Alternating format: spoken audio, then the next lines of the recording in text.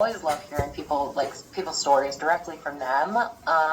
So, I mean, my goal today is just going to be asking some questions to see if we're a good fit to potentially help you write your talk and get you booked on Tedx. And if it's feeling like a yes on both sides, I'm happy to talk about next steps from there. Does that sound fair? That sounds very fair. And my wife is right here listening as well, so she potentially could chime in. She's my publicist slash agent, Altamise. Hello. Hey, how are you? I'm well. How are you? I appreciate you listening in. This side of the earth, I'm either doing good or I'm doing great. You know, today's a great day, so I have no complaints. Where are you guys located? Bluffton, South Carolina. Oh, I saw that. I saw that you were coaching and doing a lot of work there. Very cool. Yeah, I was. Yeah, awesome. Well, listen, how can I help? I always love to kind of start these calls with understanding where you guys at and where we might be able to help you out. So here's the irony of everything that's kind of happening. In the last 5 days, I've recently been fired from my position as head men's basketball coach at Voorhees University. Yeah. Wow. So that has kind of put an impetus, that's a bad word, impetus on, I use that word, impetus on just me tapping into my other gifts. Probably, 3 to 4 months prior to this all happening, unbeknownst to me, of course, it happening, but I've kind of been working on my personal brand. I was actually teaching an intro to business class, and I guess kind of going through the process of that class. Also going through my own business transformation. So basically what you read or what I sent you was 15 years of my coaching philosophy brought forward to 2025, and now realizing that it's more than just me working and developing young people, but it's also me working in development with businesses. I have a heart for business development. I actually have a heart for small business leaders. I have a heart for leaders, period, which hence the tagline, equipping leaders for impact. And so I feel like the choices that we make, which is the framework for, which is the acronym for my framework, everything's built upon the choices we make. So I just kind of boxed that into the words that they were. But I basically just use that as the starting point to be able to give people hope and a purpose. Because I know there are so many people, especially now and where we are in our time, that have no idea what they're called to do, or they're not operating in what they love, right? And I've been privileged and blessed by God to be able to be a coach, or be around the game of basketball since I was 4 years old. Like, I love the game of basketball, and I love working with young people in the coaching field. But I also know that I love watching people get their story off. Just like you, I'm sure you heard lots of people with the TED Talks, lots of people tell their story, but I actually love seeing people go after and chase after their dream, because I've been able to do it for so long, and it's so freeing. Like, it's so freeing. But now I'm in this space where I don't have that. This is the first time in 12 years where I'm not preparing for a basketball game. And so I was hit on Thursday. I got fired on Friday. I was hit Thursday morning with the realization that I can't stop, and I have something outside of the game of basketball that I can offer the world still, and that my only recourse isn't coaching kids, right? There's so many different opportunities and avenues. And so when I seen Ashley's ad on Instagram, me and my wife have been talking. I just recently published a book in August. What's it called? It's called it's called Choices: A Christ-Centered Path to Hope and Purpose. So I just published that book, and I'm working on my second book, and then I have the third book for leaders. So I got the business book for leaders. That'll be coming 2026. So I'm kind of on this literary slash just run of really wanting to get this message out to be able to help people in the space of I have experience in getting to wake up every day and love what you do and it not be a job, but I know so many people who don't have that, but I also know so many people who that's what they do. They do what they love. They wake up every day and they are just who they are based upon, not by their job, but by what they, carry out their lives every day. So that's the choices framework. The choices. The framework is essentially my core values. Yeah, I loved it when you talked about stewardship, over your choices. It's not just about the choices we make, but how how we're cultivating what's in front of us. Yes. You know what I mean? Yes. And so cool, so exciting. I love that you have such a clear idea for where you want to take this thing. What do you feel like is like your biggest bottleneck towards getting your signature talk written and booked? Is it like making this idea like TEDx curator worthy? Is it more like shaping it into a talk that's going to get lots and lots of attention? Or is it like actually the booking process? Like what feels like the biggest bottleneck for you right now? Biggest bottleneck, honestly, is I didn't know that Tedx would be available to me until I looked at the Ashley post, right? So that would have been at that particular time. Now, it ain't even about the creation part. Like, I'm very comfortable with being in front of a crowd and you know, that part is not scary. Even the creation of it, because I actually been toying around with the TED Talk, you know, I actually looked up, you know, how to write a speech, and I've been actually doing research on that. And I've actually created two separate versions of, as I sent you an email, I created two separate versions of a TED Talk speech. I think, like you said, it's the coaching. And I have such my wife is awesome because my wife is also a coach, you know what I'm saying, for me in that sense.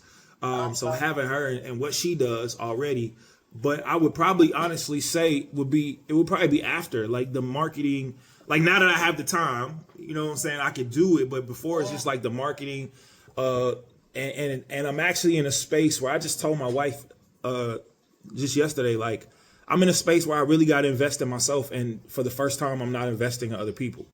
And this is a new space for me. Wow. This is a new space for me because I've given myself to so many people, and now I got to figure out how to give to myself because I still got to I got to provide. You know, I still feel like that I still got to bring in a paycheck and things of that nature. So that's I totally hear you. And I feel like a lot of folks I talk to are in this space where they're like making a big transition. They're leaving a job that they've known for 10, 15 years. And they're like essentially starting their own business. You know what I mean? Like this is an investment in you as a speaker and you as an author and you as a brand owner and creating this platform that truly, I always like to say TEDx is like a choose your own adventure game.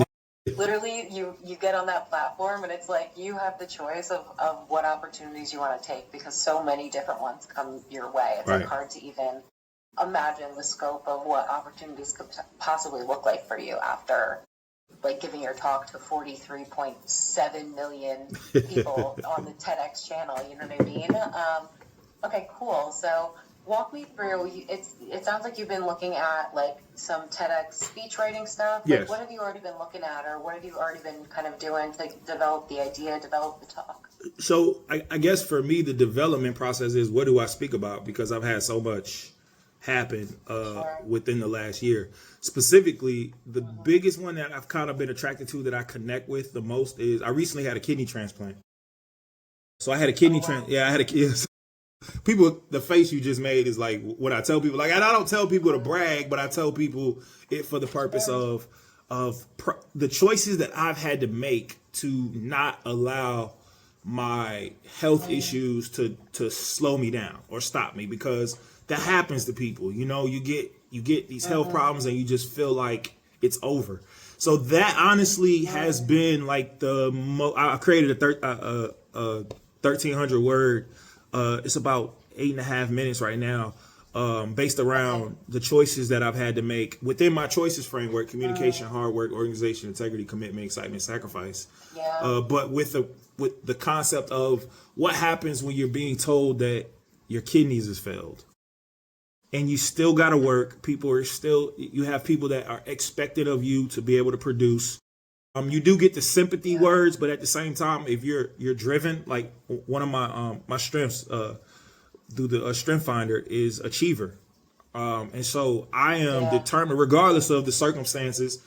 You know, it's built inside of me. I'm determined to finish the task or to, you know what I'm saying, accomplish things. So I'm not gonna let this kidney. I'm not gonna let this kidney issues stop me. And so from that perspective of you know, actually going through the process of getting a kidney and all the emotions and things that go from that, the choices you got to make, the sacrifices you have to go through, and even the enthusiasm you got to have to wake up each day and be like, you know what, I'm not gonna let this define me. You know, I'm not gonna let this challenge overcome me or take me out. Right. So that's where one TED Talk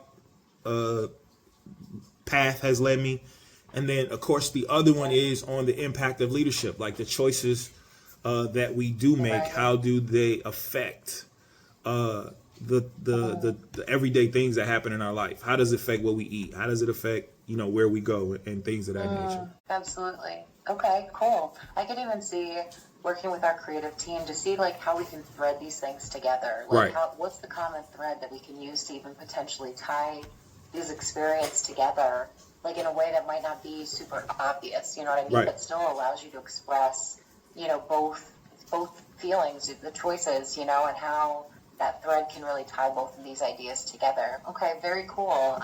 Because they both seem like very different subjects, but our creative team is really good at like figuring out what's the thread that's gonna like be the uniting I think- story or thought or purpose or reason.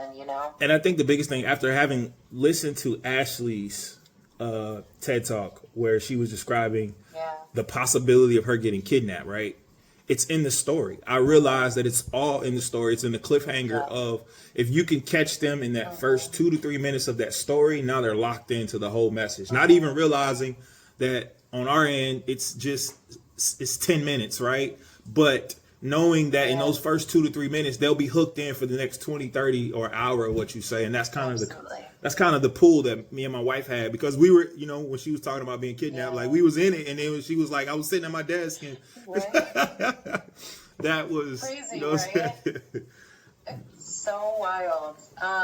Ashley always talks about how like our writing team is so gifted at like most folks would say like, hey, it was a cold morning. You know what I mean? But like working with our team, they really make the audience feel like they were there. Like they'll feel the plume of their breath in the cold air and the sound of the snow crunching beneath their boots and like how to really like pull them into this scene. And I have a really fantastic client opening that I can send you that really pulls on this. It's like the first 60 seconds are like my heart was going like this reading it. I'm like, oh my gosh, this is so powerful. Because it really makes you feel like you're there with that person having that experience. And I think that's like a true gift of what Ashley's created here. You know what I mean?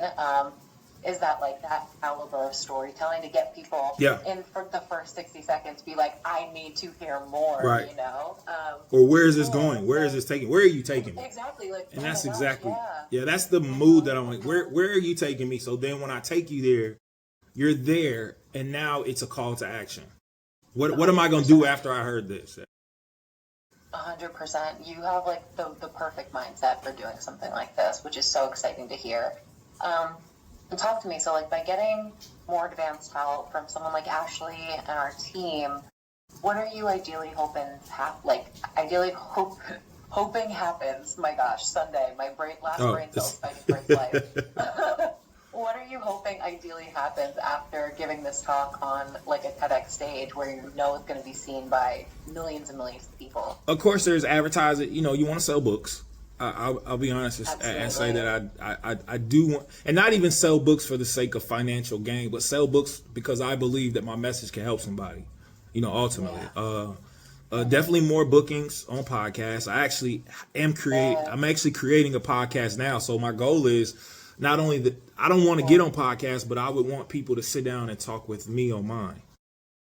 So me and my wife are in the process of creating a podcast called Ordinary Greatness, to where there's ordinary people who've done great things, and this will be an opportunity to get their story told. So out of the 46 million people, I'm quite sure there are people who feel like they don't have the opportunity to get the great thing that they done told. So I want to be able to tell that story in my way of how I interview and talk to people. So there's that. So there's that podcast space. But honestly, the biggest thing is I want to get in front of leaders. I want to get in front of leaders and be able to help them form their own framework. I want to be able to help people to form their own choices acronym that can help guide their life, because these principles aren't just a framework. They're how I guide my life. I'm very big on communication. I'm a hard worker. I'm very organized and meticulous with how I plan and how I do things. I think integrity is one of the foremost character traits that you should have, because that allows you to do business with other people. I'm committed. If I say I'm going to do it, I'm going to do it. I'm going to be there on time beforehand. Everything else. I'm excited. I feel like I bring joy, and laughter and good wherever I go. And then I understand the ability to sacrifice. I think, and so that's the frame, but that's what I live every day. That's what I told my guys in the huddle. That's what I talk to them every day about. And when I live out these things, and I would want to be able to give that to somebody else and say, hey, create your own framework, because this framework was given to me to use as a standard for my life. Create your framework. So that way that can help guide your choices. Right. So that those would be the three things that I would want to do with this, with this newfound exposure. Yeah, that's so exciting. And like, I feel like your message is the perfect platform to really leverage all of these things. You know, this is what Ashley found when she did her first and second TEDx. Like, she positioned herself as a upcoming author, like, and she still sells 4,000 copies of her books every single year, even though her TED Talk was 7 years ago. Right. Like, ever since then, it's just been consistent lead gen, speaking opportunities. Like, she started working with an agent and went from like $5,000 speaking opportunities all the way up to, she like tripled it, or more than tripled it over the course of like 6 months, because an agent who saw her TED Talk reached out to her to represent her. Now she went from 5K to 30K speaking engagements, and she's speaking to higher level folks, those C-suite, those leaders. But really, like, the exposure you gain there, James, like, I think this is all 100% achievable. You know what I mean? Being able to share this framework, impact leaders all over the world, be able to sell more copies of your book so that you can share this message, right? And help other folks develop this, like, guiding North Star for themselves, you know? Like, what does that mean to you personally, you know? Like, what's really driving this desire to spread the message and give back to people? That is a great question. Sorry, I get emotional with questions like that, because it's not even about me, Lo. Like, you know what I mean? Like, and I mean this with all sincerity, and I'm not saying this because I'm getting interviewed or talked to or questioned. I really care about people because of my relationship with Christ Jesus. I really know what it feels like to be sure about what it is you want to do and where you're going to go in life, and how it has shaped how I live and the decisions that I make. You know, it has guided the relationship with me finding my wife. It has guided and me and my wife have only been married since May. And our love story is just, and the crazy thing is I've been divorced 3 times. I've had some experiences in life that not a lot of 43-year-olds have experienced, like tumultuous things that could derail you. But the one thing that I've always been sure about is being a good communicator, working hard, being organized, having integrity, being committed, being excited, and sacrifice. I've been sure about those, right? And it's guided me wherever I've gone, and it's never failed me, because they're rooted in Christ Jesus. They're rooted in the simple fact that there was somebody that I believe in who lived 2,025 years ago that had these same exact qualities and characteristics, and it proved him right? So, like, for me, this ain't even about me, but it's about the young, like my basketball teams or the kids that I recruited. It's about seeing, like, one of my players, he just recently had a daughter, and it's seeing how he's grown throughout the years, and he's been around me. He's known me, a long time. And to see him now at, 24 years old with a daughter, and having him to become a father, and him watching me be a father, and all those things, like, for real, our life experiences shape other people. And so, even with Ashley, with her TED Talk, it still rings in my head, like, right, I don't know her. And I've seen other advertising for this type of coaching, development type thing, right? And it's like, man, I just want to share my story. Like, it ain't even about me. Like, at the end of the day, like, I could care less if I made 1 cent from this. Like, my books, my wife gets on me because she, like, sell the books. But I'm like, yo, I just want people to have them. Like, I just want people to be able to go in between the pages, and whenever they don't feel any hope, or if they're hopeless, or if they don't feel like where they can read one of the pages in my book and be like, oh man, I see a path out of the sadness, you know what I'm saying, that I have, or I see a path towards the future being better. But at the end of the day, I'm only speaking from the perspective of how I see Jesus Christ. And so that ain't even about me. That's about them receiving the gift of Christ through me, right, as a representative of him. So honestly, when you ask that question, I got emotional, because I could care less about me. Like, You made me emotional. I'm like, like tears falling up in my eyes. Nah, That's I really do believe in this message. I really do believe that this message is not about me. Like, I really have a full faith belief that I want to equip people with the ability to see past their circumstance and situation. And so many people get in tough situations and all they can see is where they are. They don't see past it. And that's not the message that I receive whenever I pick up my Bible and read. That's not the message that I get from Christ. The message that I get is, I can do all things through him who strengthens me, right? If we talk about that, it's like I am content about where I am. Like, I know where I am. It doesn't mean that I'm going to stay in this place, but I am glad for whether it's good or whether it's bad. Like I said, I just got fired on Wednesday, and here I am on this call on Sunday. Something inside of me is just saying, yo, I'm not going to let this define me. Can't let this define me, because if I let this define me, then I'm going to be stuck wherever it was or wherever they say that I had been based upon what they said I should have been terminated for. So, yeah, sorry, that's a long way to get to the short answer. Yeah, no, it sounds like this, I can tell this means so much to you, and it sounds like a truly spiritual mission that you're on, and it's a lot bigger than just yourself. Yeah. And I think that that's incredible, and I think that those are the types of people we love working with, because it's like there's the people who want to sell books, right, who want to get leads for their business, but then there are the people who truly want to leave a legacy of positive change and impact on the world, and this is the best place to be able to do it. I really appreciate you sharing that with me, James, because I think your vision is incredible. It sounds like you're not the type of person who shies away from doing the hard shit and doing the work. Oh, no. And I think that that's incredibly admirable, you know what I mean? I hate to even say this because you're so fucking awesome, and I don't want to sound like a Debbie Downer. No, you're good. What you can't. Okay, you're good. But if we flipped it for a second, yes. Hypothetically, what happens if nothing changes? If 6 months or 6 years go by, you're still sitting on the same idea, still thinking about doing a Tedx, but not getting any closer to being on the stage. What opportunities might you miss out on if this doesn't happen? Here's the irony of that. It's a great question. I can't even think about that because I got these books that I'm writing regardless. To be honest with you, Lo, that is a great question. That is a very realistic place to be. But I'm sitting next to somebody who, won't let me just sit and just be down on myself. My wife is not only my biggest cheerleader, but she's also my biggest. That's a good one. Yeah, she's also my biggest accountability person.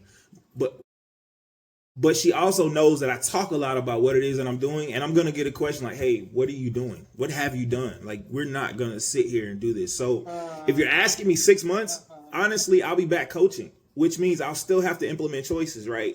I still, this is every day for me. This is not something that I put to the side. So I got to live it. So if I end up back on the sidelines again in 6 months, I'm going to have to pull out the framework and live it every day. I have amazing friends that hold me accountable for the things that I say and do. So there's also that aspect. And then the other thing is I have a son and a daughter that watch everything that I do. And this is the real reason why I decided to write a book, because I wanted my son to have my words. If I never sold, and I sold one, so I'm very proud of that. But my son has the very first actual book that I wrote. So if something were to happen to me, my son has my words. He won't have to guess what his dad was about. He doesn't have to go to YouTube to search. I look at former NBA players, their kids can go see their dad, in action because there's video documentation. So the dad doesn't necessarily have to say what he did. You can go to YouTube and watch video. Yeah. My son has an actual book of what it is that his dad said, what it is that his dad believed in. Very similar to Dr. King's kids, very similar to Malcolm X's kids. Very similar to, think about all the great leaders, that wrote books, or people that Malcolm Gladwell, all these people wrote these books. So the people that are closest to them you can never say what they believed in or didn't believe in. Same thing with Charlie Kirk. There he has video of things that he said and did that people can go to. And for me, that's what this whole process has been, the therapeutic process of leaving a legacy for those who will come behind me. And so I don't ever want anybody to have to dictate and tell my story when I can tell my story myself. I have this great ability. God's given me the gift to be able to tell this story, and I can tell it from many different angles.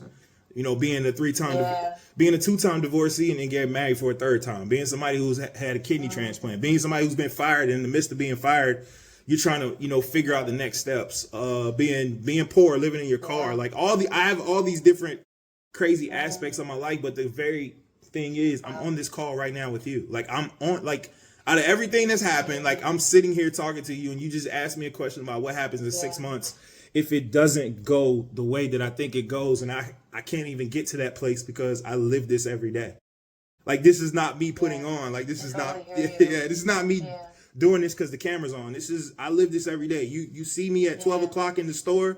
This is what you're gonna get. You look at my social media from 2-3 years back. This is what you're gonna get. Like I've been very consistently, and that's the one thing I think that sold my wife with me. I told her I've been consistent. I've been very consistent with me. Yeah. And that's bode well for me. That's bode very well for me. Absolutely. Wow, I really appreciate that perspective. Thank you so much for sharing that, James. And like, I feel like this is a really good partnership. Like, it sounds like you're the exact type of person that we want to work with. It's like you have a powerful vision for where you want to take this. It's just shaping it into a TED Talk that curators will see and be like, heck yes, how do we get him booked, And it's like, you have so much passion. You have so many stories that you could choose from. It's just that, like, there's no clear blueprint right now to get you from like, hey, James is here, to like, okay, how do we get this message exposed to as many people as we possibly can, right? And then you can leverage those bigger opportunities, talk to true leaders, C-suite people, like the top of the top, who need these choices frameworks to be able to guide their life and be a steward of their own life. I keep going back to that word because I think it's so impactful. And, like, that's literally what we solve for here, James, is, like, take people exactly like you who have the vision, who have the passion, who have the stories, and no roadmap, and we guide them through shaping their talks, writing it, getting booked on TEDx so that you can use that to build visibility, build authority for your brand, and be able to share this message and leave the legacy that you want to be leaving. I would love to map out a game plan of what this could look like for you. Sure. Are you cool to walk through what the process would look Let's like? do How it. do you want to proceed from here? Yeah, let's do it. Cool. Awesome. Because the key decision maker is right here next to me. So